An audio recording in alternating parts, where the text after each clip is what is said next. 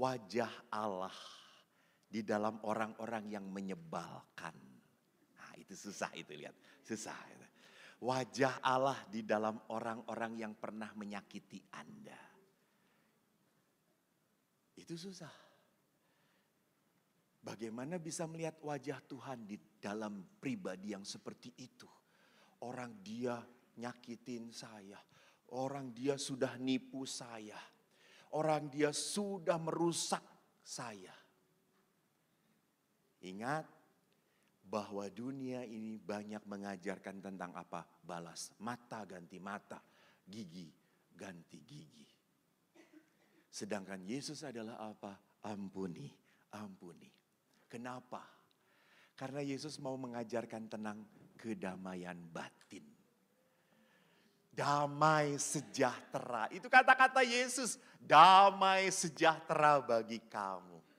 Dan kedamaian itu tidak akan pernah mungkin ada kalau batin kita masih dipenuhi dengan kesakitan.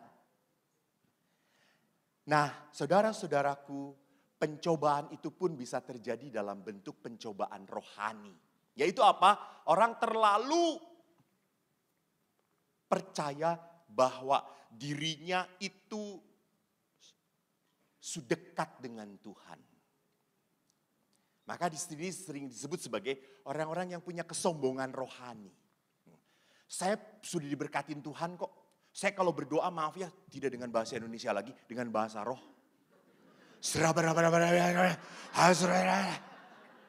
Tuhan langsung tahu saudara-saudara.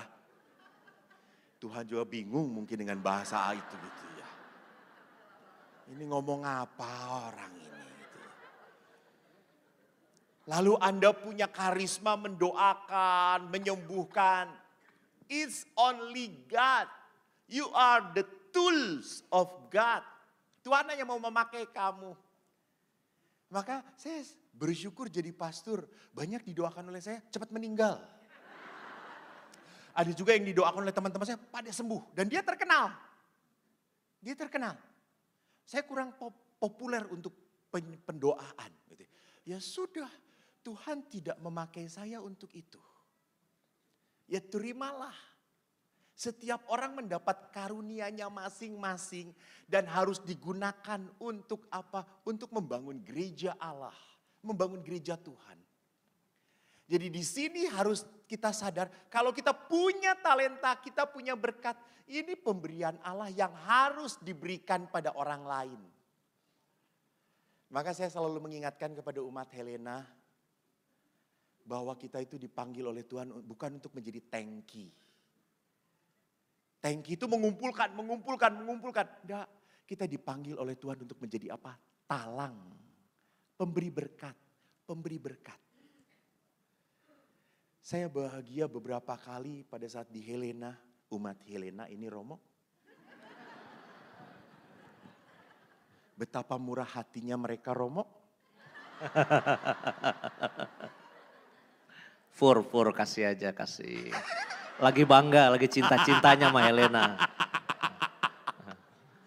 Datang kepada saya berkata, Romo saya itu sudah diberkati Tuhan.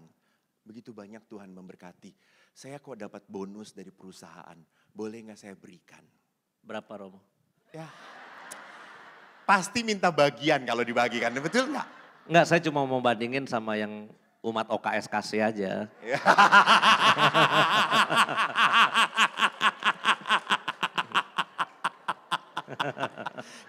Kalau dengan OKS saya gak berani.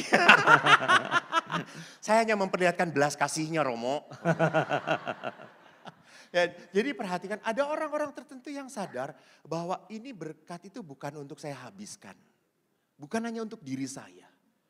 Biarkan orang lain pun menikmati melalui saya. Melalui saya. Saya kaget sekali sewaktu terjadi gempa bumi di Jogja. Waktu itu di Bantul ya. Lalu Bantul lalu masuk ke Muntilan, ke daerah Muntilan juga kena. Terus pastor paroki Muntilan kenal saya karena kakek saya di sana. Telepon, Romo bisa ngasih bantuan enggak? Saya waktu tinggal di rumah retret, saya enggak punya umat. Oke Romo, saya cobain. Saya telepon umat Jakarta. Kebetulan saya kenal. Tolong dong, pastor ini butuh bantuan. Kenapa Romo? Umatnya banyak yang kena. Oke. Anda tahu dalam waktu sehari dapat 75 juta. Lalu saya ngomong, Romo ini 75 juta, saya transfer kemana? Dan Romo itu berkata, saya gak butuh duit, saya butuh barang. Saya kasih listnya. Dia kirimkan listnya kepada saya dan saya suruh belanja di Bandung. Saya belanja ke Makro saudara-saudara. Dan baru saat itu Romo saya beli pembalut wanita banyak banget. Sampai petugas Makronya itu tanya kepada saya, Pak istrinya berapa Pak? Terus saya jawab, ratusan kata saya itu.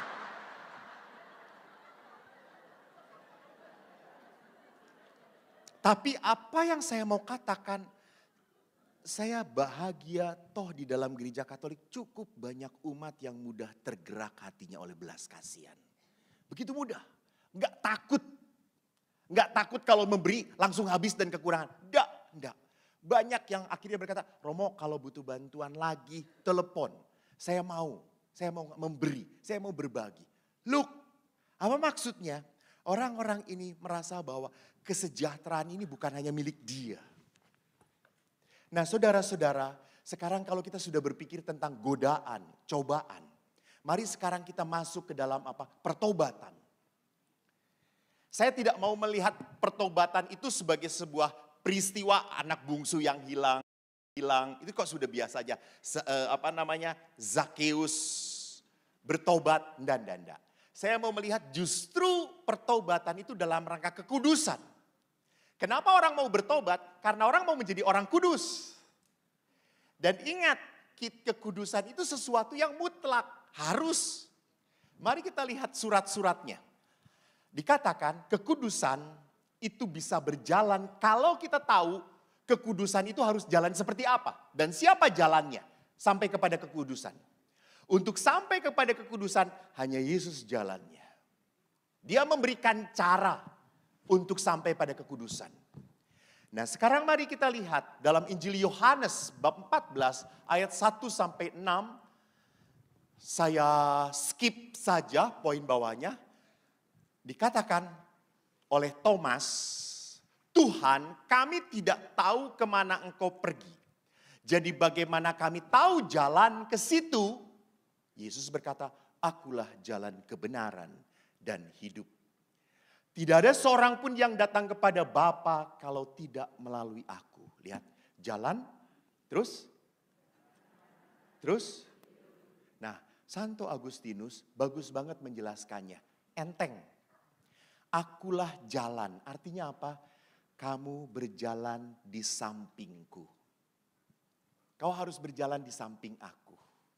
Dan kalau Yesus berkata, aku kebenaran, itu artinya apa? Kau harus datang kepadaku. Ngobrol dengan aku, bicara dengan aku. Dan kalau Yesus itu berkata, akulah kehidupan. Yesus berkata, engkau harus hidup di dalam aku. Engkau harus berada bersama aku. Ingat dalam Injil Yohanes tentang pokok anggur yang benar. Yesus itu adalah pokoknya. Dan kita ini adalah carang. Kita tidak akan pernah membuahkan kasih, damai, pengampunan kalau tidak pernah nempel pada pokoknya. Yaitu pada siapa? Pada Tuhan sendiri. Maka kalau kita berbicara tentang Yesus itu jalan, kita harus sadar. Hanya Kristus yang adalah Allah yang dapat memberikan kepastian jalan keselamatan. Dan jalan ini adalah jalan kesempurnaan kasih atau kekudusan yang harus dicapai oleh 3 hal. Menyangkal diri, terus. That's right, 3 hal itu. Menyangkal diri, memikul salib, dan mengikuti aku. Maka di dalam Lumen Gentium artikel 42, hasil dari Dekret Konsili Vatikan kedua, dikatakan apa? Semua orang beriman Kristiani diajak dan wajib mengejar kesucian dan kesempurnaan sebagai status hidup mereka. Angelius dulu, betul. Saya dengar ada Angelius. Romo. Mari kita bangkit berdiri. Kita berdoa Angelus. Dalam nama Bapa, Putra dan Roh Kudus. Amin. Maria menerima kabar sukacita dari malaikat Tuhan. Salam Maria, penuh rahmat Tuhan sertamu.